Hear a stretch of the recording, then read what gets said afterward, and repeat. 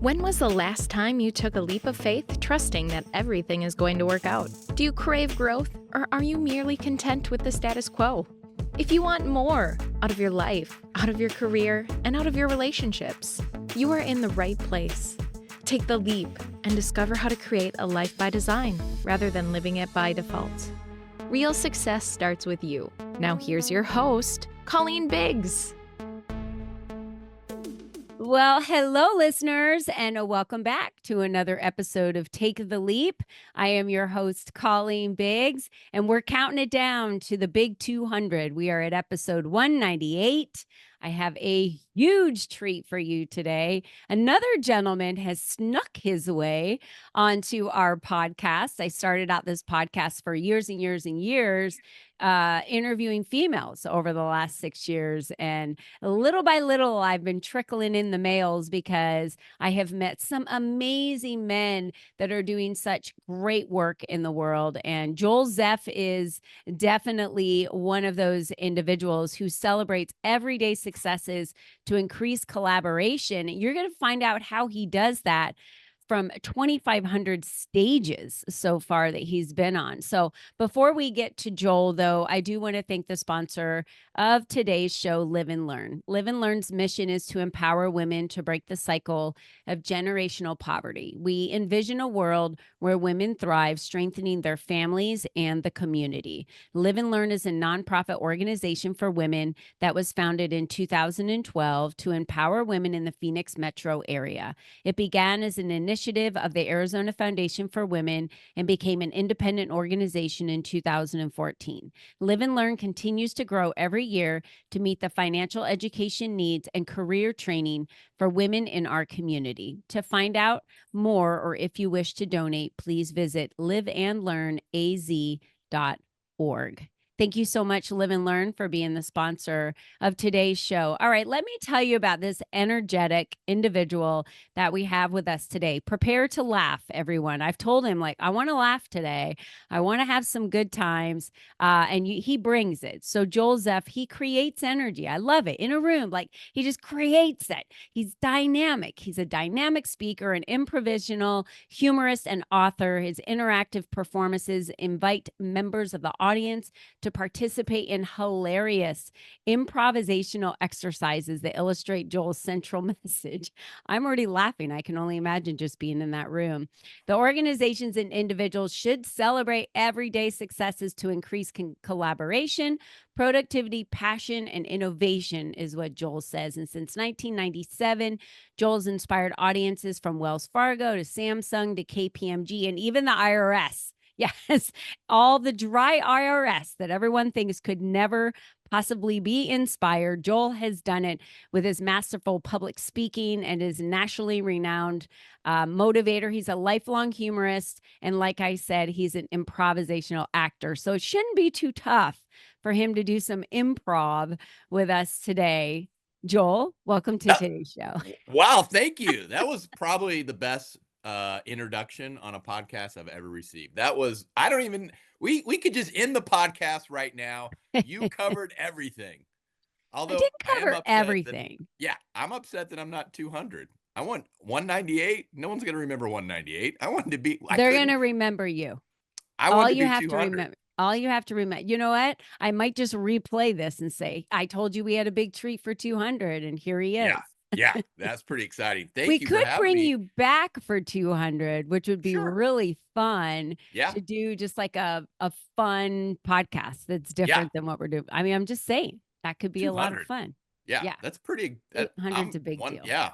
I feel sorry for 199 because he's got to follow me and then, or she's got to follow me. And then right before 200, forget it. Yeah. Forget about it. Yeah. Forget it. 199 is doomed. So when we talk about celebrating everyday successes to increase collaboration, how did you arrive at that? That isn't something that I'm sure you just woke up one day and was like, celebrate. That's what I have to do. I need to celebrate. Or did you hear the song at a wedding? You're out there. I do. Celebrate good times. You were like, strangely, I'm going to just start doing this. In my younger days, I was a wedding DJ. And so if I hear that song, I get there's a little something in my mind that clicks and it's not good because I can't hear that song anymore because I played that song so many times when I was a wedding DJ back in the day. But celebration is about, creating that energy. It's that flourish. And what I do is a ta-da. And when your kids are younger, when they're 3 and 4, everything in their life is a ta-da. They eat a sandwich, ta-da, baby, Yay! you ate the whole sandwich. We celebrate everything, right? When Yeah. when my kids were younger, everything was a celebration, and we build confidence when we celebrate. We give them that confidence. They get excited. Whatever we're celebrating, they do more of. Hmm. And so it's about taking it to our work lives. And as we get older, we still do great things every single day for our customers, for our team, for our partners, for our vendors, but we don't celebrate. We just think that's just the regular day. And we have to celebrate because that fuels us. It creates that passion, that energy, and that fuel makes us a better communicator, a better leader, a better teammate, a better innovator. But if we don't celebrate, we don't have that fuel. Where's that fuel for our passion coming from? And that positive support and celebration is such a huge part of it. And so when I go out, I use improv. My background is I started as a newspaper reporter, went into advertising and marketing, but in between there, I lost my job, Colleen. I was unemployed.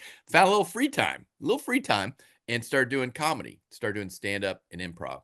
And so improv is all about creating that energy and having that positive support and building confidence and taking risks because you have the support of your team and then what that produces. And so I just kind of took that to my work life, and then that just found its way into speaking and creating that energy and engagement and playing the improv games, laughing, having fun, but talking about the choices that improv teaches us. Hmm.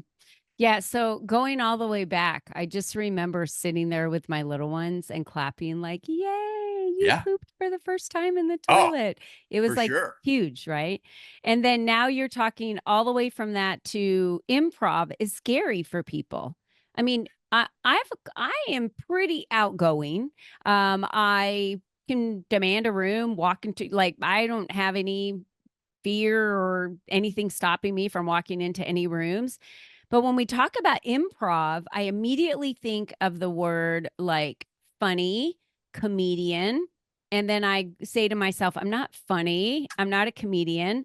So improv isn't for me. And if someone put me on the stage on improv, I would just feel like, that triggers me a little bit. That gives me a little anxiety. Do you find that people in the room, when you start talking about improvisation, they're like, what?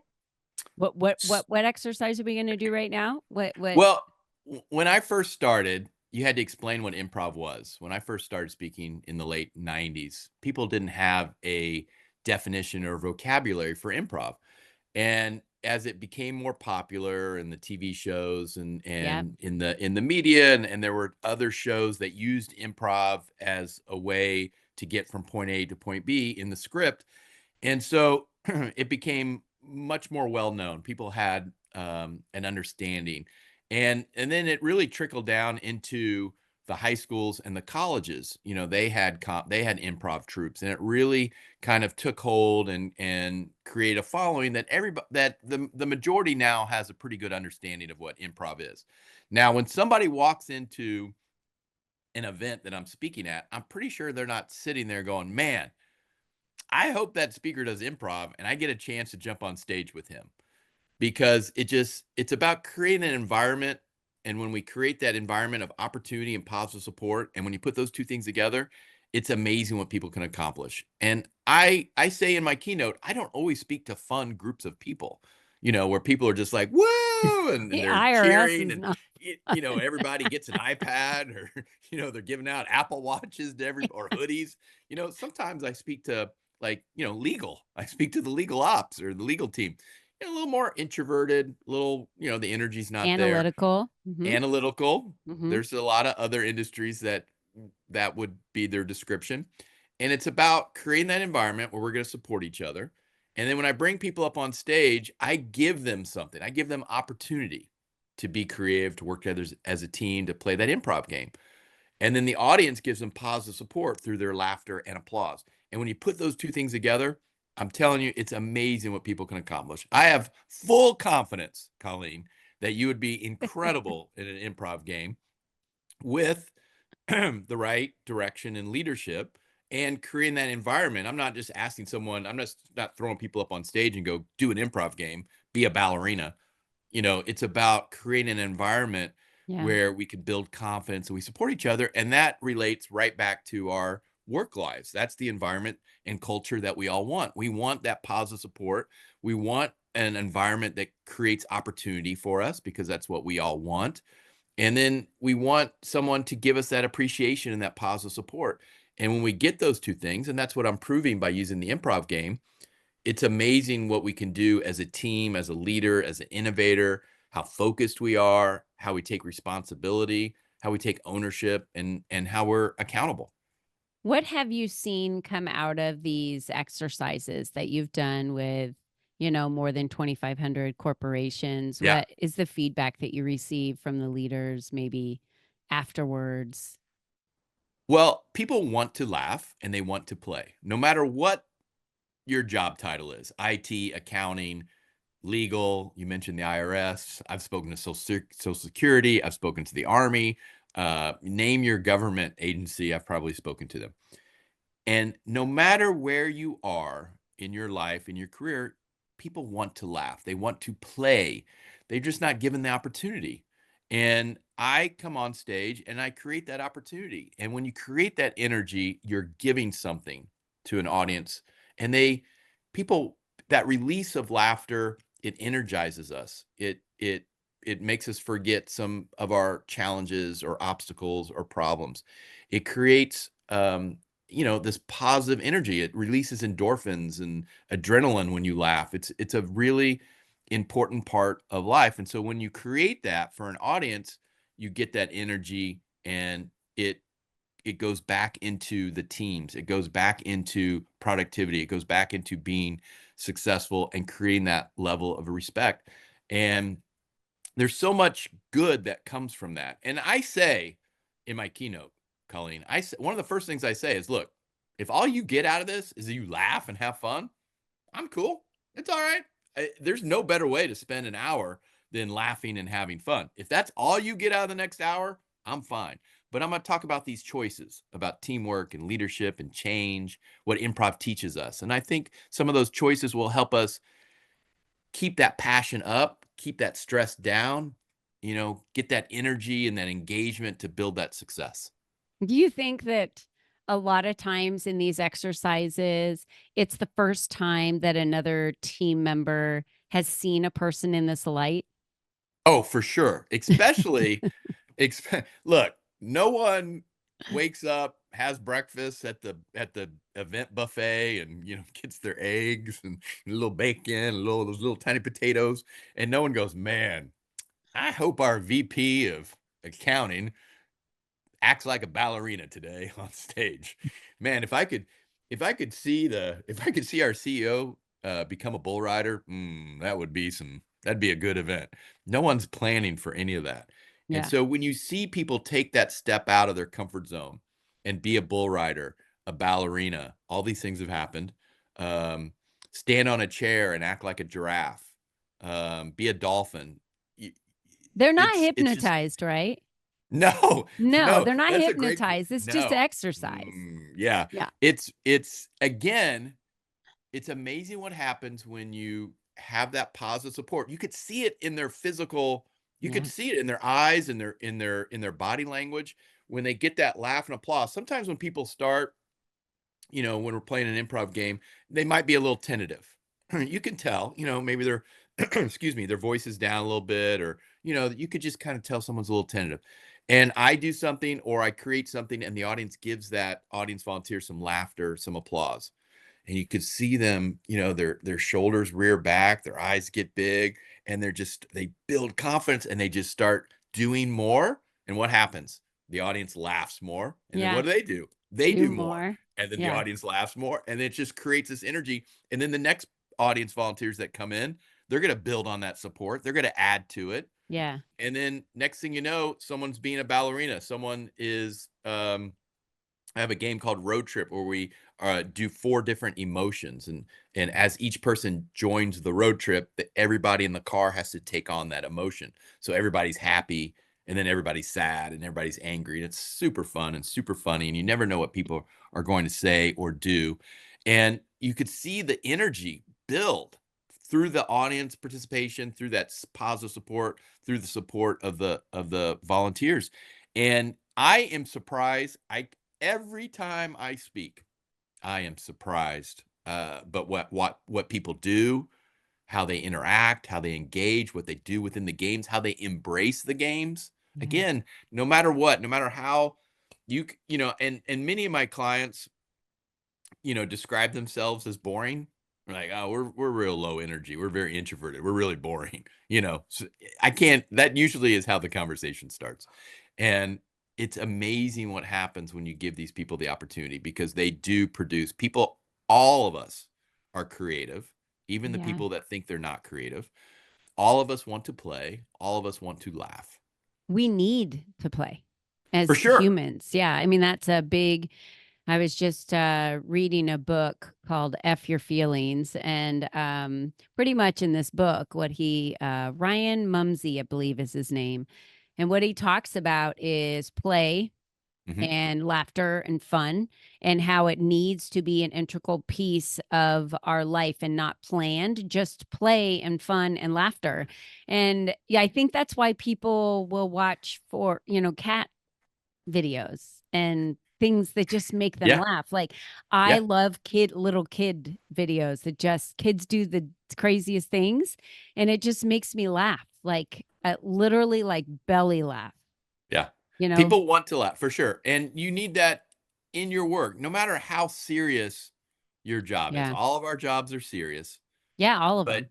you still need to have fun. And fun is different for everybody. Fun means different things. It should be fun is about, it's inclusive, Yeah. it's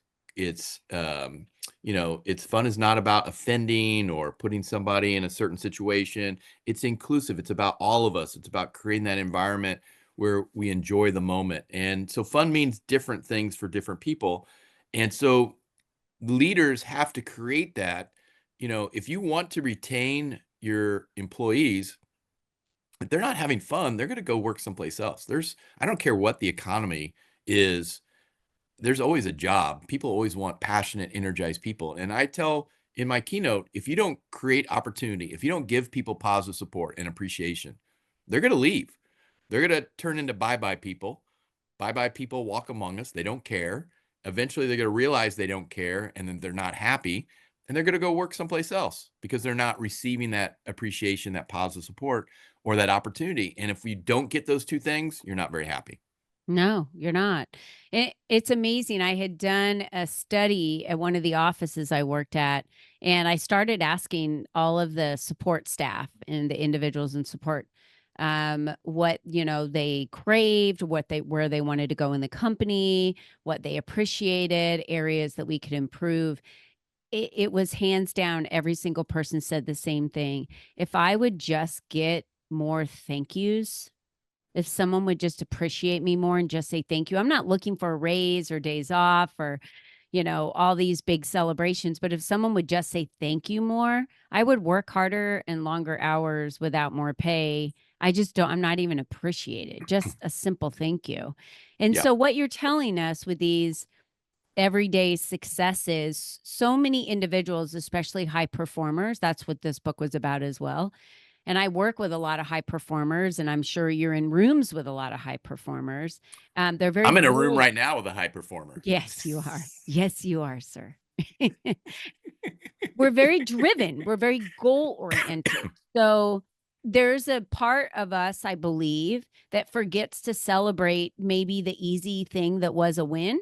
That you're just like, but that wasn't hard, right? A high Right. performer's like, it's got to be Mount Everest. It's got to be very difficult. And then I'll celebrate the big win. But it could be a very intimate or valuable win, I guess, that we just look right over and keep moving on. So I love that you talk about celebrating everyday successes, because just getting up and this happens to me every morning when I work out.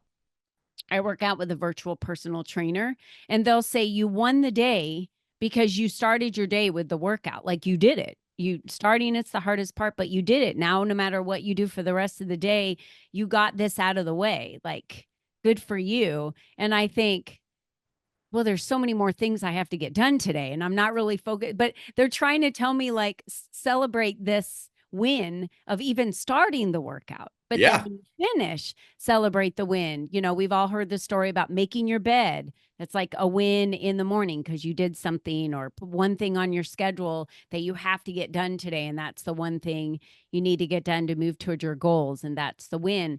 I believe there are millions of people in the world that don't celebrate a success or themselves or anything in a day. I think, yes, you're absolutely right. I made a QR code, my first QR code the other day. I thought that was the greatest accomplishment in the history of mankind. I was like, I cannot believe I made my first QR code. It's a big deal. You have all these little things become big things, and we have to celebrate because the big things don't happen every day. And if we just wait for that, then there's a whole space and time that we're not celebrating. We're not creating energy. We're not, not fueling our passion.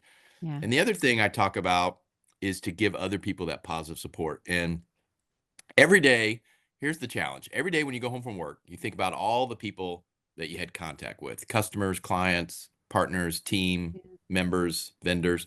Did you give the people that deserved it that positive support and appreciation? And probably you forgot because you were busy. I get it. That's what you mentioned about talking to the people earlier about, they are not getting that appreciation. They're not getting that positive support. And so that's why we're thinking about it on the way home. So tomorrow, right, let's give those people that positive support. And you can email them, you can text them, you can call them up, you can see them in the hall. There's no expiration date on a thank you. Nobody has ever been upset by a late thank you. Give them that positive support. They want that positive support. They need it. And so it's about thinking about it, just making it a habit, thinking about it on the way home. That's the challenge. And I talk about a lot of these ideas and challenges in my book that comes out November 13th, Make the Right Choice. And we talk about the ideas about how to create that positive energy, how to create that opportunity, little ideas to build that fun and energy and that play into every day. And it's not like I'm creating all these ideas. I see these ideas when I've worked with 2,500 different clients. I see these ideas all the time. And so I'm just kind of taking some of the ideas that I really love and putting some of them in the book. And when we talk about change and teamwork and staying in the game and being more present and being a better communicator. Yeah. I think you're right when you talk about it increasing collaboration, but more so, I also think what you're sparking in people individually being part of this exercise from stage is a little innovation, like a little creativity, a For little. sure. Now they believe that they can do something that they didn't believe they could do when they were putting the eggs and the bacon and the little potatoes on their plate in the morning, right? Everybody's creative. Everybody, people, oh, I'm not creative. I'm not a very creative person. Oh, I Well, used to say that all the time about I myself.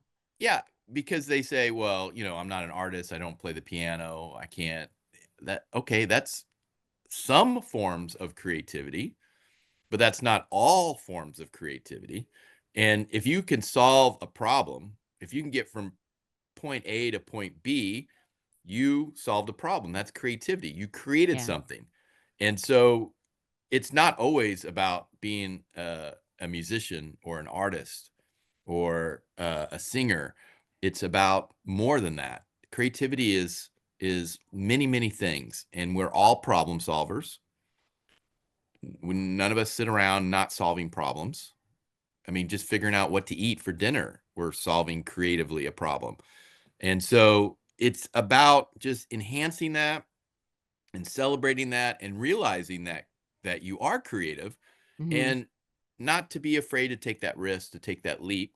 Whoop, that's the name of your podcast. To take that leap, right? And you'd be surprised what happens. And if you fall down, you pick yourself back up. Improv embraces mistakes.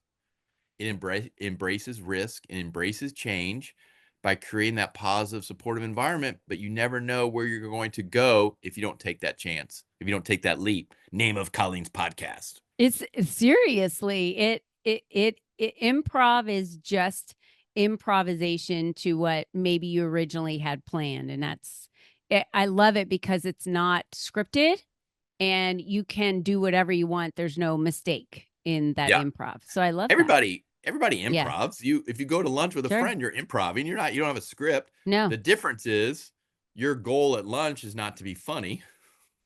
Is not mine to is. entertain an audience, No, right? I'm Sometimes, kidding. I don't know, depends on how many, if you're having like an appletini, maybe the goal is to be funny.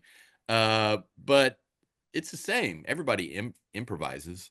It's about finding improvisation was a teaching tool. I don't know if you know this.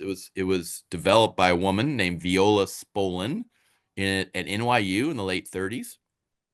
And she was teaching acting students, and she believed if you played a game, you take some of those stresses away. You take some of those barriers away because you're playing, and it's easier to teach some of these concepts through play. Yeah. And then it evolved into, she taught some students. They went to Chicago, started a group that evolved, and that ended into those people kind of created Second City. And so improv continues to evolve, and it's about my passion for improvisation, what it taught me, what it gave me, and then watching thousands and thousands of audience volunteers jump on stage with me and what they do to create and make these choices in how they work together as a team and how they communicate and how they lead and how they're innovative. And then the byproduct is the audience laughs and has fun and is entertained. I think we put too much pressure on us as speakers that we have to hold the stage and hold the attention for the entire time we're there. And I love the way that you've created this opportunity to involve the entire room in everything that you do to create that collaboration. And I celebrate you today, Joel Zeff. Thanks, seriously. Colleen. Like, well, I really am. I love to have fun, and I want my audience to have fun. And what's great about improv is that it allows the whole audience to participate. It's a unique situation. Yeah. The improv games are unique. And then when they see their peer, their friend, their manager, their vice president up on stage, now they have a vested interest, right? That's somebody they know. They want, even if it's a full audience of people, like an association, they don't know each other. That's still their member. They have a relationship. They're one of us. Now they're up there. I want to know what happens. And so the audience is more engaged and they're participating. More importantly, they're more open to the message and they are going to retain the message more. For sure. Well, let's celebrate your book you have coming out. What's the name of it again? And what's the date? Let us celebrate the book. No, yeah. I won't do it. Trigger. Yeah. Old time rock and roll celebration. Neutron dance. These YMCA. Are the shout. YMCA shout is another big one. That I did a lot of. Yeah, it was a good job. It was at the end of high school and the beginning of college, and I was a wedding DJ. And we had records. Are great. We had records. We're gonna spin that those whole records. Vinyl thing. Yeah, and I was the hype man, and so there's a 2-man show. One guy was behind, playing the music, and then I had a microphone. I was the hype man, going through the audience, getting everybody involved, getting grandma, getting Aunt Joyce to come up on stage or onto the dance floor. And you've just never stopped. You're still the hype man. I am. I get the pay is a little different. The pay is just so much better. It's a being the hype man for big corporations versus weddings. Hey, back then I was like, I think I was like $50 and then like $100 a show back then. That's good money for a high school kid. Good money. Or college, beginning of college back in the day. What was the question, Colleen? Well, how do we celebrate your book that you have coming out? What's the name of it? What's the date? I was not doing good on the promotion of the book. Make the right choice. Make the right choice. That's a good one, isn't it? It Make is the right good. choice. And so it is the second edition. The book came out early, and so the publisher, which is Wiley, they wanted a second edition. So it's like a whole new book. So it's 5 new chapters, new cover, new subhead. Every chapter's been revised. So basically, I'm kind of it's a brand new book, and each chapter it goes through all my messages about communication and change and teamwork and leadership.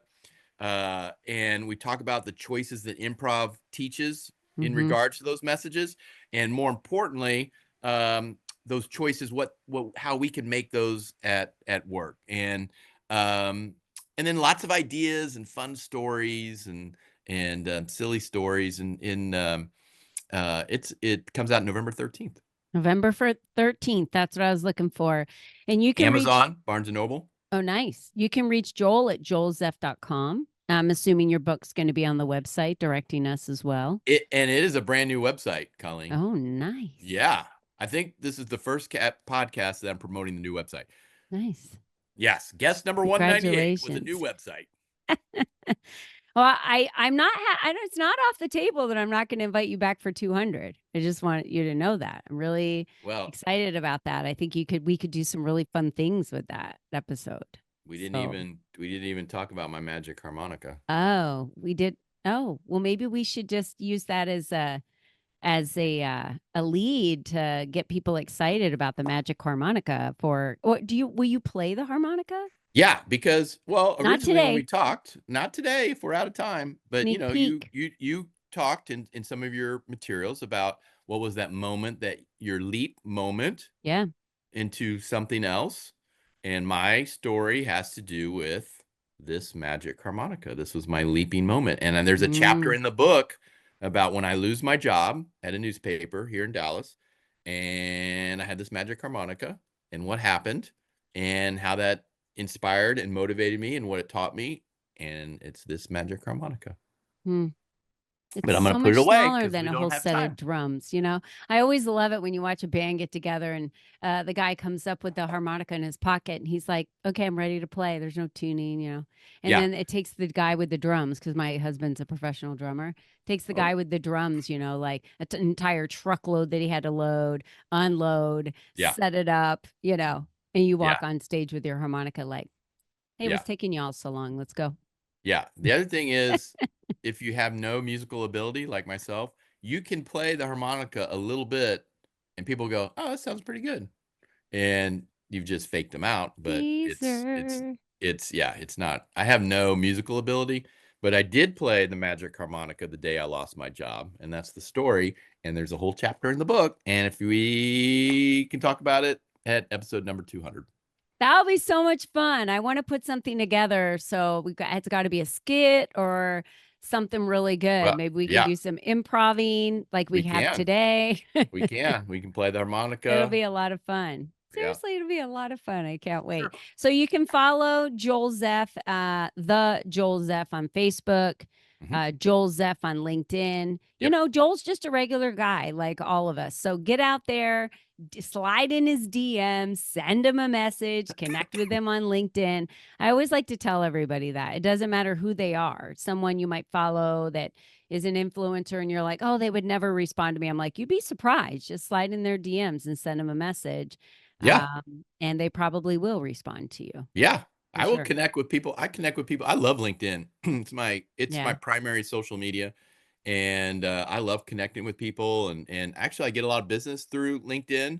And that's where I really tell my story as far as posting and what's happening with my speaking and writing and podcasts is mostly on LinkedIn. Well, go find Joel Zeff on LinkedIn. And you can find him at Joel Zeff. Pretty easy. Yeah. We have all the links there for y'all as well. So, Joel, this was a pleasure. Thank you. Colleen. I celebrate you today and all of your successes and how you've increased so much collaboration within corporations. We need more fun. We need more passion. We need more play. Everyone's getting too dang serious and we have so much coming at us at the speed of light. And I think it's really causing a lot of disease for people in their bodies. It's unbalancing relationships. It's causing our central nervous systems. Now you've got the cold plunge that everyone does to kind of bring down your central nervous system again. We Haven't have done to have that. all these tools Yeah. to help us cope with just the everyday of owning a smartphone, if we want to be honest, right? Yeah. Just from owning a phone. Back in the day, the Motorola phones that you'd flip open and use as a phone, it was a phone that you would use to call people when you were away from home. That no longer exists. Now it's a computer in our pocket, and it's constantly dinging and vibrating and telling us you missed a message. You have a ton of emails to return. You're not on social media and people are trying to connect with you, and you're just like constantly. And I love this, this play and passion, and laughter and fun that you're bringing to the world. And It's a ta-da. gift, a true gift. Celebrating. Ta-da. Ta-da! Ta-da. We just finished episode 198. Yes! Stay tuned for episode 200, where Joel returns. Wow. Okay, that sounds official now. I just want to remind all my listeners out there, because I do it every single episode, that you're the only you that's ever been. You're the only you that is ever going to be. Celebrate yourself today. Find one thing, one success that you did today, and celebrate. And just stand there and go, ta-da. Wow. That's all I want you to do. Colleen's Feels motivated so me much today. better. Yeah. Did I? Do you feel that? It's pretty Yeah. good, right? This is Yeah. good. Can you imagine if we were both on stage? It'd be insane. Anyway, all right, Joel, thanks so much for being a guest today. Thank you to all of our listeners for being loyal.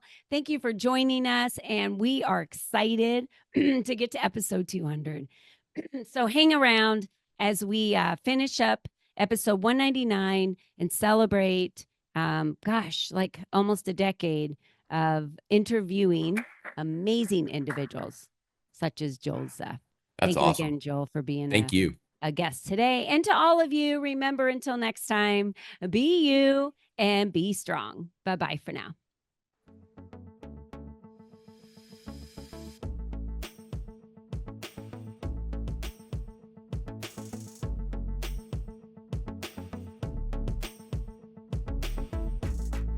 We hope you enjoyed our show today, as our guests shared their secrets on designing their life by taking the necessary leaps to expand their influence and attract the right people and clients into their lives. To start these easy steps for yourself, be sure to visit www.colleenbiggs.net/freebies to download the 7 ways to increase your exposure today.